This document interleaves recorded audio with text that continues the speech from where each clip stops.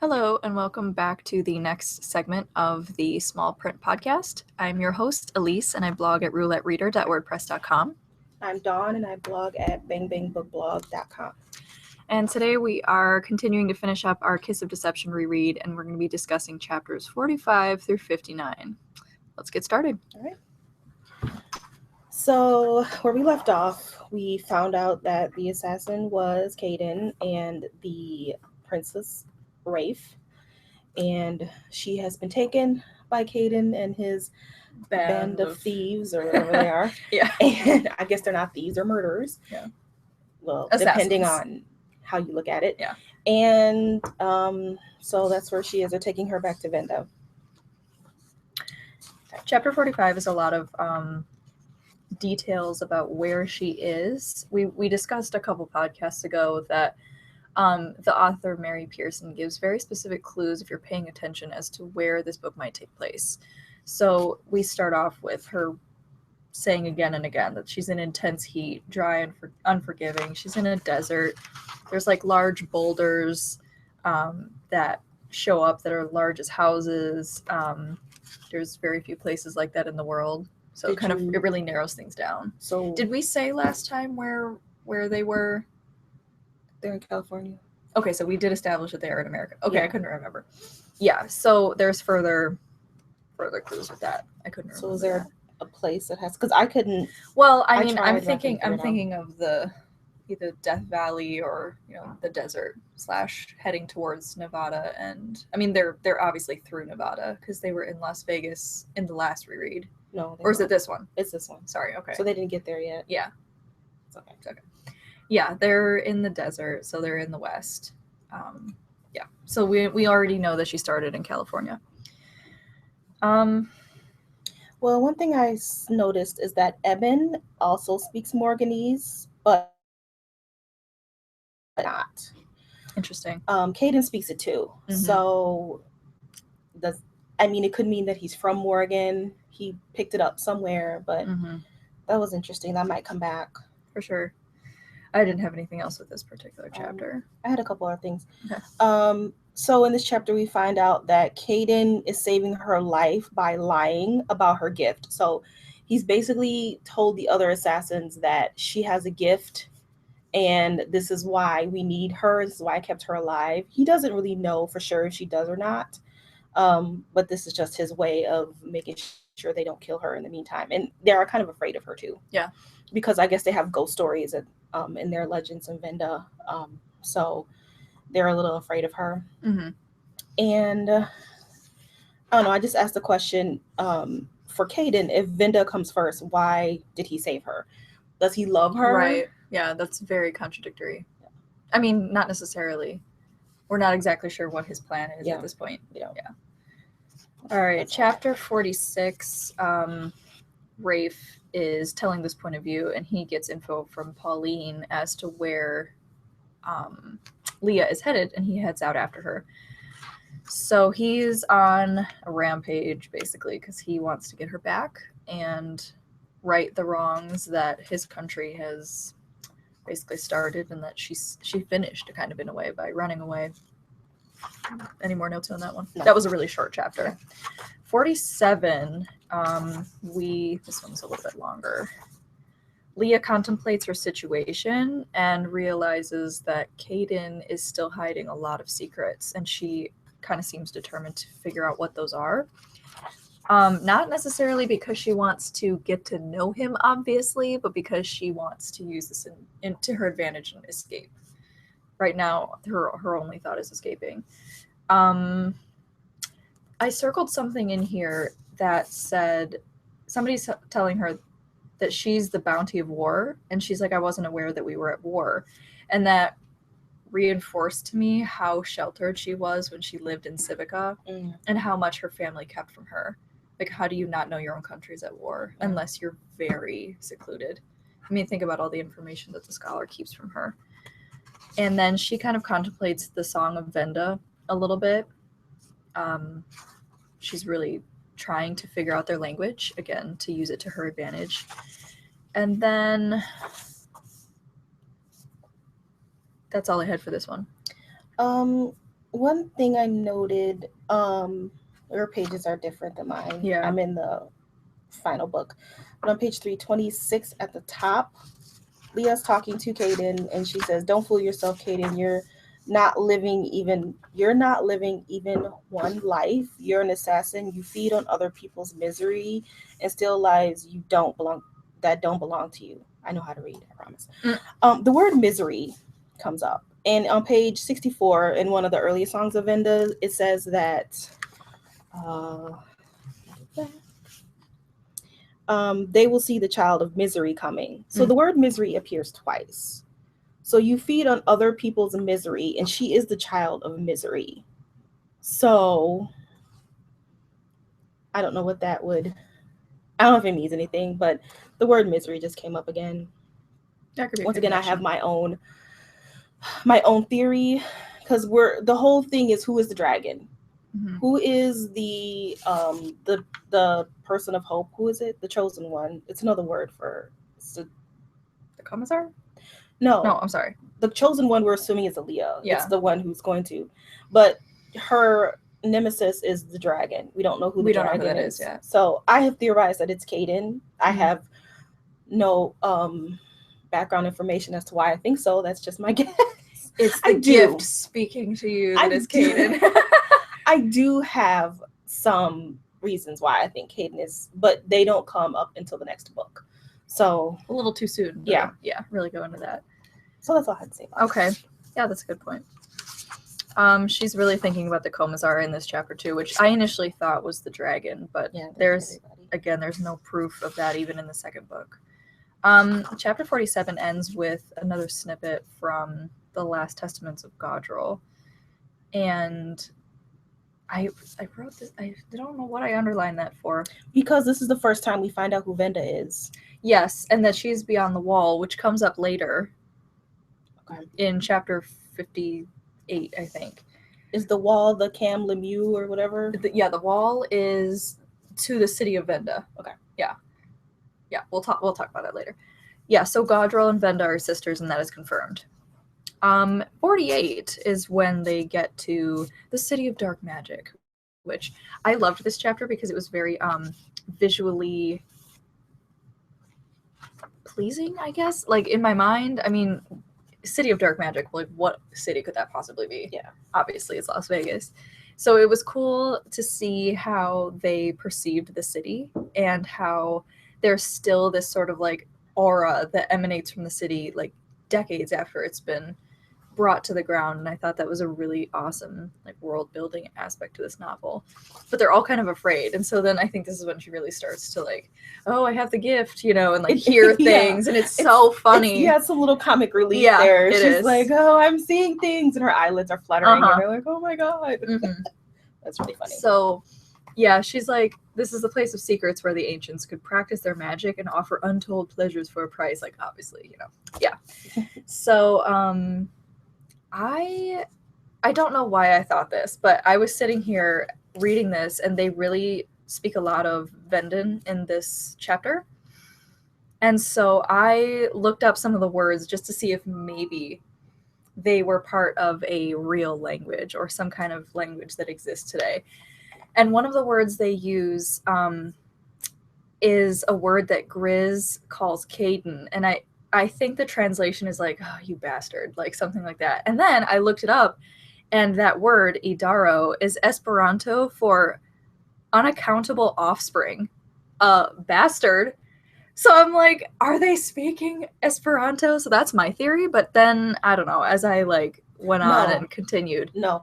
When we keep reading, we find out more about Caden. Yeah, we do. So I that's my theory about this. And then I looked up because I knew Esperanto. I had a friend in college who, for fun, was teaching herself the language. I was like, why? Nobody speaks this. She's like, you're wrong. There's actually a lot of people who speak it because the language was made in the late, like, 1800s to transcend, like, nationalities and foster peace. And again, think about the time period. They were heading into the world wars, so the world was pretty disconjointed, I guess. Disconjointed? I don't know. I'm making up words today. So I'm thinking to myself, it makes sense that a post-apocalyptic world would embrace a language that fosters peace and harmony and doesn't continue to break people apart, because there's no borders anymore in a post-apocalyptic world. I mean, you're all, cultures will eventually crop up, but at that end moment. So that's my theory. Thank you, Google. So I texted Dawn. It was like 10 o'clock at night. I'm like, they're speaking Esperanto. So yeah, that's my theory. Chapter 49 is Rafe. He's just trying to find Leah. Yeah. Not a lot in this chapter. 50. Go to the end of this.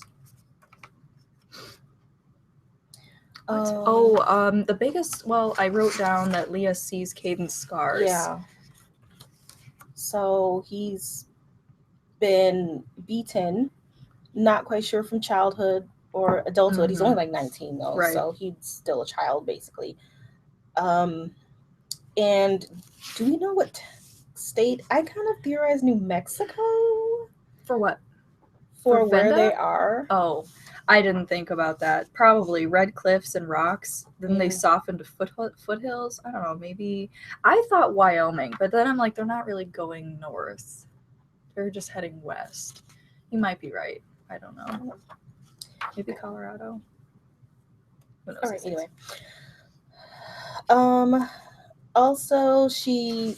I love this chapter, and this is why I was giggling over here before we started the podcast, because she like gets up and it says her gift says not yet, and she just like sneaks back and he's like, wise move. That's so funny. Yeah, there's a lot of Leah is a very funny character. She's snarky, but yeah, Caden plays with her a little bit. I don't know why, but I don't have a lot of more notes on this one. Gift would tell her not yet. That's interesting. She has to wait for something. Well, because Caden was awake. Oh, okay. Yeah. I was thinking of something deeper. All right, that makes sense. She wouldn't have got anywhere. Yeah. We also see some of Malik, and he is a bad dude. Bad guy. So there's some foreshadowing with Malik, however you say his name. Say Malik. Hope you were right. 51.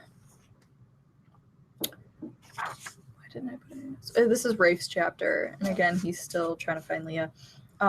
He finds the tracks that they leave through Las Vegas, through the Dark City. But they discuss possibly splitting up. That's pretty much. Well, one thing I don't know if it's important, but when they're in Vegas and the patrol, she hears it, and Caden's like, no, you need to be quiet. And we don't know who it is. We just know that somebody's on horse and they are going. Doesn't he say that it's Dahlbreck? He tells her that it's Dahlbreck. But then they don't recognize. Yeah. Yeah. Rafe says they're going in the opposite direction. So why are they going back? Why would they? That's exactly what I thought. I was like, they would be heading in the same direction. Yeah, they're trying to find her, but they're going the other way. Unless they're not. Yeah, it's somebody else. Right, it is somebody else. We don't know who it is. Nope. So, yeah. So then they kind of they change their plan here too. Yeah, they do. So his plan, Caden or Rafe's plan initially was to follow their tracks and to get her, but now the plan has changed to get to Venda first and to cut him off at the pass. Yeah. 52 is Caden's chapter, which we haven't heard from Caden yet. No, we haven't. Not for a while. Yeah, not for a while. We don't get his point of view at all. He is very conflicted. He's really questioning his choices in this page and a half. He does not want to disregard his loyalties, and he can't seem to reconcile how he feels for Leah. And he knows that like you just said, he knows that he has to protect her from Malik, even Eben. I say Eben. I don't know if it's Eben or Eben. I've been saying Eben, but whatever. You might be right. But no one lies to the Commissar. Like he's just very he can't seem to make up his mind.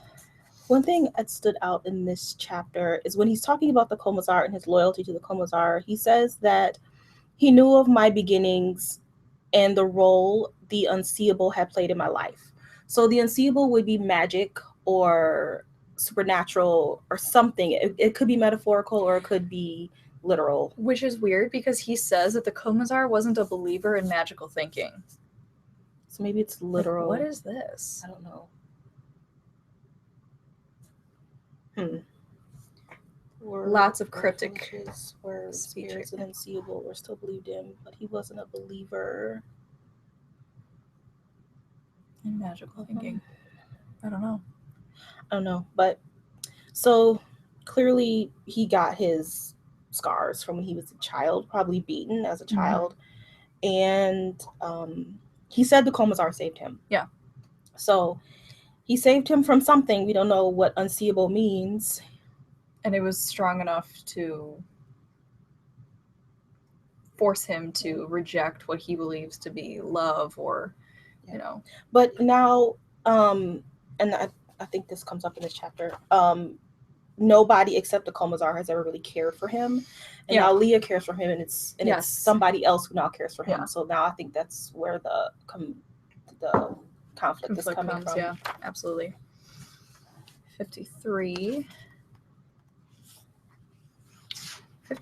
we learn quite a bit about, is this when they get to the camp in this chapter. Yeah. So as they're traveling west, they come upon a camp of what they call vagabonds in this sort of caravan. And it turns out to be the tribe of Gaudril. And I circled that they're eating goat cheese. Oh, God. Yes. Elise and her goat cheese. Yes, love. That's amazing. That's the first thing I would have asked for as well. She hasn't eaten in days, and she immediately asks for goat cheese. My God, they did have goat cheese. Yes. So clearly, Leah and I are obsessed with goat cheese. So she kind of begins to learn about the culture of this caravan. And I thought something really funny was that they have this alleged god of grain. And Leah doesn't understand that that's not a god, that it is alcohol. Mm-hmm. And I thought that was so funny because she keeps like, oh my gosh, they're really out there praising. Like, what's happening? Like, no. So, one of the vagabonds, Natia, sees colors on her tattoo. Let's talk about that. I don't know what to say. Oh my God. I'm so sorry. Well, Leah points out that it was only a deep rust red color. What is she seeing colors for? So, there's obviously something going on with this tattoo on her back. And they mention it again, I think, in chapter 59, the one that I just finished reading. And something happened. She thinks it's like the artisans were being careless and they put too much dye in it or something, because it's only this portion up here that stayed. But we are seeing more and more that that's not the case. But we don't know why or what. Did she say what colors? No. Oh. She just says, and the colors, so pretty. She's like, colors? There's no color. So that's interesting. And then, she learns that this tribe is literally the tribe of Gaudril. And she connects that with the title of the book that she stole from the scholar. Mm-hmm. So, and then we get a last testament of Gaudril in between the two chapters. Don't be afraid. The stories are always there. Truth rides the wind. Listen, and I will find you. And it will find you. I will find you. So I feel like that's the gift talking, because they literally use that language to describe how the gift works later in the book. I don't know. All right, 54. Leah starts to feel the pull of the gift really strongly when she's here. And this is a really long chapter. She settles in with the caravan, and Caden is more troubled in this chapter as well. She learns from, we're not sure how to pronounce her name. Dihara is how I say her name. Dihara. She is like the old wise one in this caravan, and she is teaching Leah about how to listen to her gift without like using her ears and all this stuff. That it's not something that's going to come to her, that she's had it and she's been ignoring it, essentially. They talk about the ancients a little bit more in this chapter, so we get more information about what happened. And ancients is us, basically. Yeah. We're the ancients. Right. They speak more Vendon. What did I mark here? She asks questions about Gaudril. And I always find that whenever an author specifically puts questions in their narrative, they're important. Yeah. And that those are questions that you should be asking yourself. So she's basically asking herself more questions based on the last testament of Gaudril that we have been seeing throughout the entire story, but that she is first encountering with this caravan. So that's important to note. And I can't say the pages because I have very different pages than the rest of you. At first I thought Caden was faking his drunkenness. Why? To get inside the caravan to protect her from Malik. I mean, he was going to sit outside anyway, but I feel like he believed he needed to be inside. We later find out that he's not, but I thought he was at first. No. Any more notes? No. No? All right. 55. Dihara teaches her how to use the gift. So basically that's all that happens. And then the chapter ends with her saying, remembering that Dihara told her that there's nothing to know, sweet child. Oh no, I'm sorry. Her mother told this about the gift. There's nothing to know, sweet child. It's only the chill of the night. In other words, to ignore that feeling of like wind going up your back. It's like, she's like, I'd been trained to ignore it by my own mother. Further confirmation that they really are trying to hide a lot from her. It's like, what's the point? Yeah, we don't know why. I don't know if she didn't want her father to know that she had it, to kind of use her. Clue. Or because if she is the chosen one, then the dragon's going to come after her. And so maybe she didn't want that to happen. So she's trying to maybe save her. Yeah. Because that's the thing. And I think that would make sense because maybe the mother began to deny her gift when she was pregnant with Leah because she knew the prophecy. And that her father, Leah's father, was like so bent on her having this gift to use her only as a political chip, I guess. So maybe her mom was like, and that's not happening. Yeah, she's not, she doesn't just have the normal gift that other first daughters have. She has something even more. Mm-hmm. And she must be trying to hide that. Indeed. In chapter 56, Caden apologized for being a drunken asshole the night before. And she like helps him get over his hangover. And then this is another place where we see Caden being surprised at how Leah cares for him. Not necessarily emotionally, although there is a little bit of that there, but physically. She's like helping him walk. She's helping him get this plant to chew on to help his headache. And he's further surprised at how she does show her kindness and care. So that's interesting information about Caden. 57 is Rafe, and we haven't heard from him in some time. He tells his company, the guys who are traveling with him, about Leah, and they're very curious about her because I'm getting the sense that nothing like this has ever happened before where a princess just fled the scene, obviously. And so at first they're being really crass about her and like, you know, making jokes about how they made out the whole time and that kind of thing. And then things get serious and he tells her like how strong of a person she actually is, and they begin to actually kind of respect her. And one thing I wrote down here is that when Rafe is talking about the guys who are traveling with him and how he trusts them more than anything, and he's talking about the guy named Tavish. He said, we shared a secret between us, the time I killed 8 men in the space of 10 minutes. Mm-hmm. Why does Mary Pearson think we need to know that information? I don't know, but she also says he's wounded. And that no one knows that wound. I don't know. That has to come up again. Well, I think it's come up before because Sven would always like tease him and like get him to use that leg that's gone bad or that was, you know, wounded, I guess. But why? It's gonna come back. It's point. Obviously gotta. They don't throw that detail in there for just to put a sentence in her paragraph. And another thing I noticed is that Jeb. She keeps talking about Jeb. Yeah. Of all the other people. Yeah. Jeb is mentioned several times. So he must also come back. There's a reason why Jeb is a important character in this paragraph. Yeah, he's got very specific talents. And he's into fashion. Which I found interesting. Because his mother is the seamstress of the Queen's court. Like, He enjoys the delights of fashion himself when he isn't in uniform. What does that mean? Perhaps he likes... Perhaps. As we touch our nose. Yeah. It's too soon to call. Yeah. Too soon to call. So, yes. And then Jeb further confirms, just in case you missed it, that Rafe is the prince. So, that was really all I had for this one. Yeah.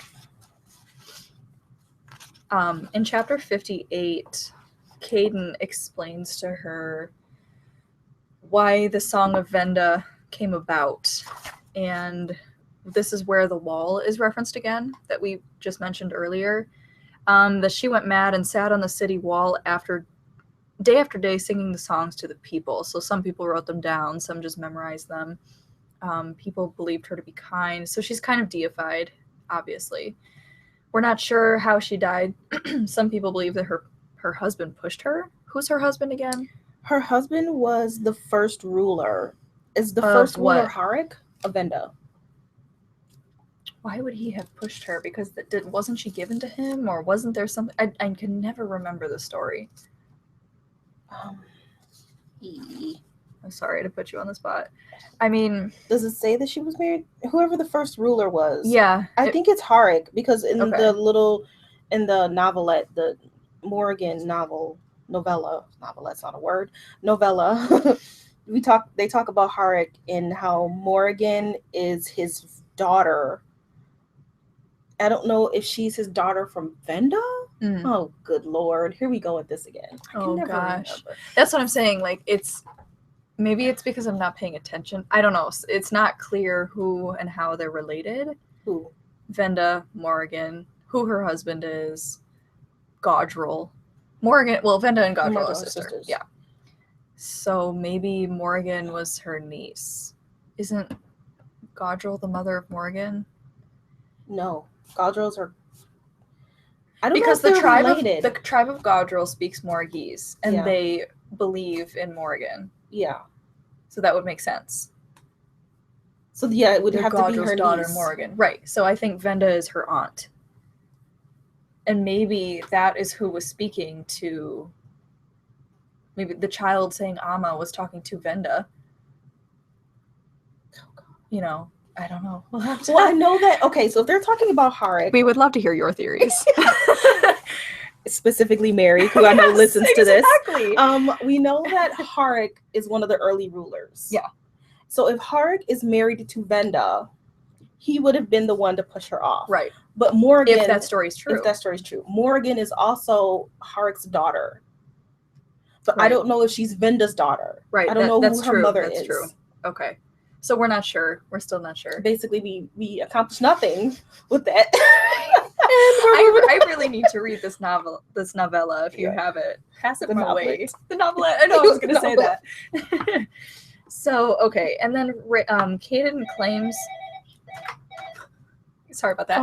Caden claims that he cannot read, and I don't think that's true. Oh no, he can read. And she like I thought I saw him reading the board during the log contest. Like, yeah, he can definitely read. There's no way this man can speak 2 languages and he can't read.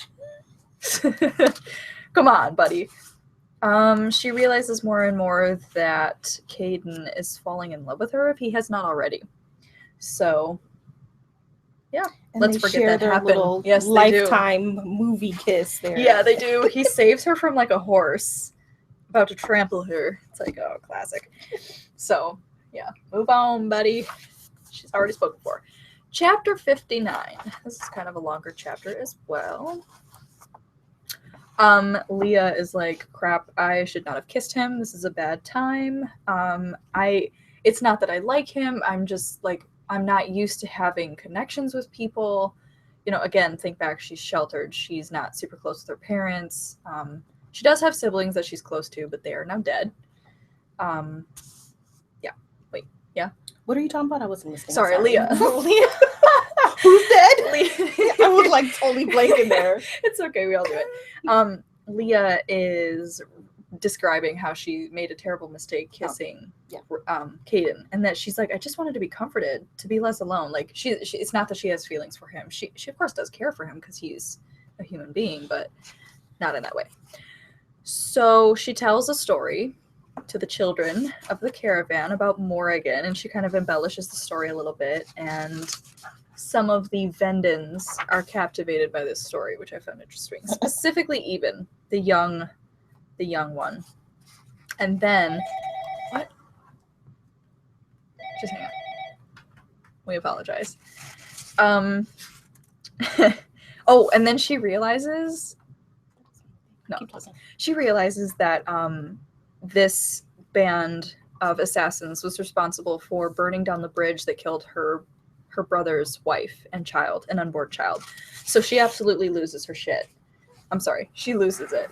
I don't know if we can curse in this thing.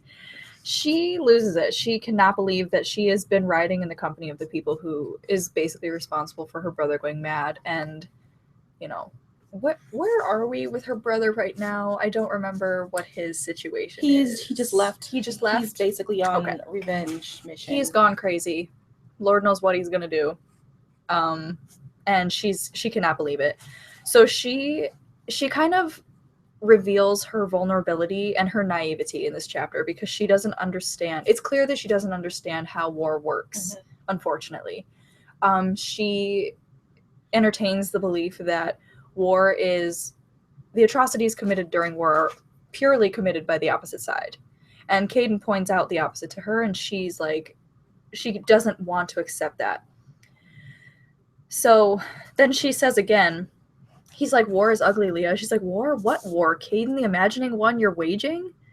Again, she does not understand what's going on. She doesn't understand that this has been happening.